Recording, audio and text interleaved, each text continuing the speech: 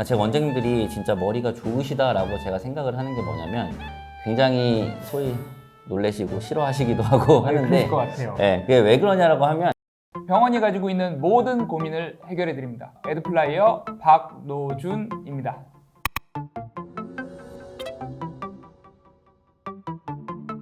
노무사님 자기소개 부탁드리겠습니다. 네, 안녕하세요. 노무법인 태율의 김성종 노무사입니다. 만나 뵙게 되어 반갑습니다.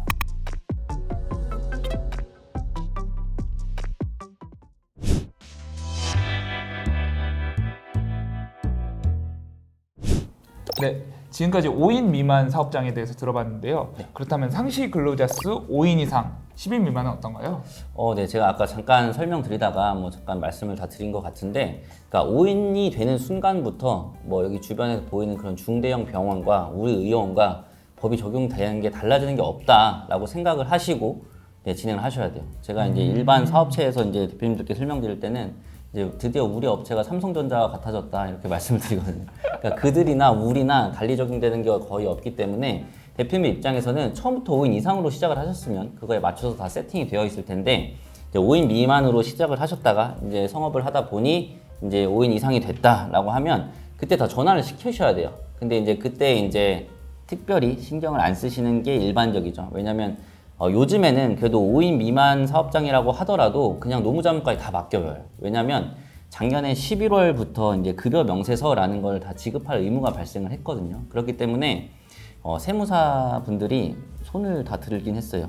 이거 너무 업무를 이제 맡아서 하다 보니까 이게 원래 주 업무도 아닌데 내가 이런 것 때문에 계속 이제 시간도 쌓이고 이걸 이제 틀리는 경우도 발생을 하고 그래서 위험 부담을 갖는 게 부담스러우니까 이거 이제 노무사한테 맡겨라를 많이 해주셔가지고 저희 업무가 그때 굉장히 많이 더 늘어나기도 했지만 이제 원장님들도 이제 계속 젊은 분들이 이제 개원하시잖아요. 어느 순간 이제 저랑 동갑인 분들이 개원하시다가 이제 저보다도 한참 이제 젊으신 분들께서 개원을 많이 하시는데 그런 분들의 특징이 뭐냐면 그냥 사실 그 전부터 똑같았죠. 나는 그냥 진료만 보고 싶다예요. 원장님들은 항상 나는 진료만 보고 싶기 때문에 세무고 노무고 마케팅이고 뭐고 그냥 다 이렇게 맡기시면 거기서 알아서 해줄 거다라는 믿음이 있으셔서 그렇게 하시고 계시죠. 5인 미만 사업장에서 5인 이상으로 이제 넘어간다라고 했을 때에는 그때 한번 쭉 이제 뭐라고 할까요? 전환을 다 해주셔가지고 5인 이상 사업장에 맞춰서 다시 세팅을 하시는 게 필요하다고 생각을 하시면 됩니다.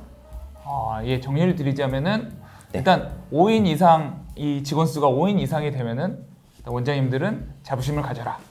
좋습니다. 거의 나도 이제 경영자다. 네. 삼성과 동급이다. 네. 라는 개념을 좀 보면 좋겠다고 생각을 하면 좋을 것 같고 네. 그리고 이제 노무적인 측면에서 보면은 이제 본격적으로 네. 우리가 이제 기존에는 그냥 내가 5인 미만이었으니까 내가 아는 지식이나 이런 부분을 좀 맞습니다. 경영을 했다면은 네. 이제 전문적인 노무의 영역으로 들어가기 때문에 네. 노무사 상담을 받고 전문적인 지식을 갖추는 게 중요하다라고 이해를 하면 좋을까요? 네, 맞습니다. 네, 감사합니다. 네. 그러면은 10인 이상 30인 미만은 어떤가요? 10인 이상 사업장이 되면 이제는 어떻게 보면 좀 회사가 됐다 라고 생각을 하시면 돼요. 뭔가 우리 기업 문화도 좀 만들고 회사의 규칙을 만들어야 된다. 우리 병원의 규칙을 만들어야 된다라고 생각을 하시면 됩니다. 그래서 의원이든 병원이든 구분하지 않아요. 그냥 근로자 수가 10인이 되었을 때에는 이제 그 사규라고 하는 법적으로는 취업 규칙이라고 하는데 그런 것들을 만들어서 이제 노동청에 신고를 하셔야 되는 의무가 발생을 합니다. 그래서 당연히 그걸 신고하지 않으면 500만 원 이하의 과태료가 부과되는 사안이기 때문에 원장님께서는 조금 신경 쓰셔서 이제 신고를 하시는 게 필요하겠죠. 취업 규칙이라고 하면 대표님들, 원장님들께서는 취업 규칙을 그러니까 5인 이상이 되면 뭔가 좀 작성을 하고 싶어 하시는 분들이 많아요. 그러니까 제 원장님들이 진짜 머리가 좋으시다라고 제가 생각을 하는 게 뭐냐면 원장님 미팅을 가서 그냥 저를 앉혀놓고 그 자리에서 막 이렇게 타이핑을 치세요. 그렇게 해가지고 막 A4용지 몇 장씩 치시는 원장님들 되게 많거든요. 그게 뭐냐면 우리 규정이다 이거예요. 그러니까 저는 계약서를 만들어 드렸을 거고 여기는 5인 이상인데 10인이 안 됐으니까 취업 규칙을 만들 필요가 없죠. 그런데 이제 원장님께서 그런 걸 아시고 이런 거 우리 규정으로 만들 거다라고 쭉 출력해서 저를 주시면 원장님들이 이제 과외를 해보시기만 하지 받아보신 적은 별로 없을 거 아니에요? 그렇죠. 제가 과외를 해드리죠. 그래서 빨간 펜 선생님처럼 저희 애기도 그런 걸 하는데 엄청 그거예요. 다 좋은 말씀이에요. 좋은 말씀인데 이게 법하고는 좀 맞지 않는 내용들이 많아가지고 이거는 쓸 수 없다. 이걸 글로 남기면 안 된다. 이제 이런 것들을 계속 해드리는데 이제 5인 이상 10인 미만에서 그런 걸 만들어 놓으면 또 신고도 하면 기업의 규모가 커지면서 사회적으로 이제 뭔가 책임을 부과하기 위해서 뭔가 의무를 계속 부과를 하는 거거든요.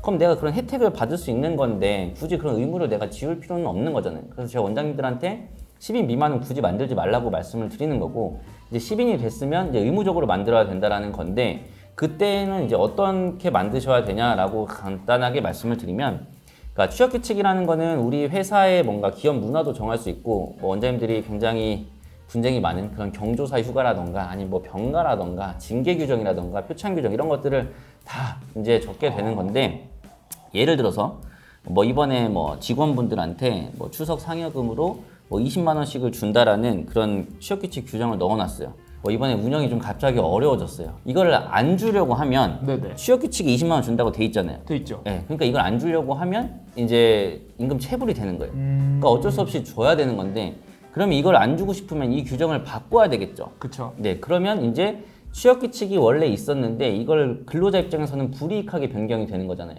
그러면 이 취업 규칙의 불이익 변경을 받을 때에는 근로자 과반수의 동의를 받아야 돼요. 근로자분들이 내가 20만 원 받던 거 있는데 이제 앞으로 안 줄 거예요라고 여기 동의해 주세요라고 하면 동의를 해줄까요?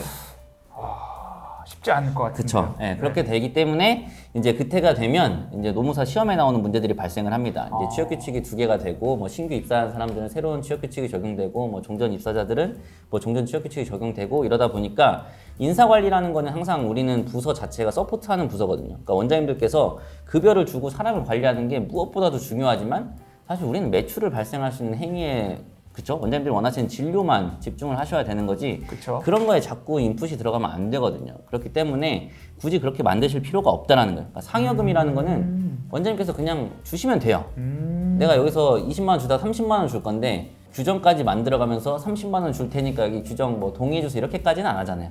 그냥 30만 원 더 주면 되거든요. 그렇기 때문에 취업규칙이라는 거는 가장 좀 담백하게, 그러니까 법에 위반되지 않는 범위 내에서 뭐 원장님한테 가장 유리하게 써놓은 다음에 그 다음에 더 잘 챙겨주시면 된다, 이렇게 생각을 하시면 됩니다. 지금 잘 들으셨듯이 원장님께서 이제 취업 규칙을 쓰실 때 괜한 호승심에 우리 매출 이 정도다. 그쵸. 우리 10명 넘었어. 네. 이런 정도는 해줘야지 복지. 그렇죠. 네. 이런 거 굉장히 거기에 위험할 수 있다. 결혼한다라고 했을 때 뭐 10일 뭐 이렇게 휴가 준다 이렇게 써놓으면 그냥 5일로 해놓고 그냥 더 주면 되거든요. 토, 일, 월, 화, 수 하면 이제 목요일날 출근하시면 건 좀 어색하잖아요. 그러니까 목금토 더 쉬게 해줄 수 있어요. 그렇게 하면 되는 건데 괜히 열흘 해놓으면 이게 또 이제 애매해지거든요. 그럼 30인 이상도 달라지는 부분들이 있나요? 네, 맞습니다. 30인 이상이 되면 뭐 이제 뭐라고 할까요? 그냥 어떠한 의무들이 계속 추가가 된다라고 생각을 하시면 돼요. 그래서 30인이 됐을 때, 50인이 됐을 때, 100인, 300인이 됐을 때 그냥 기존과 같이 운영을 하시면 되는데 뭔가 더 의무가 추가된다라고 생각을 하시면 되고, 이제 첫 번째로 30인이 됐을 때에는 노사협의회라는 기구를 이제 설치를 하고 또 똑같이 노동청에 신고를 하셔야 됩니다.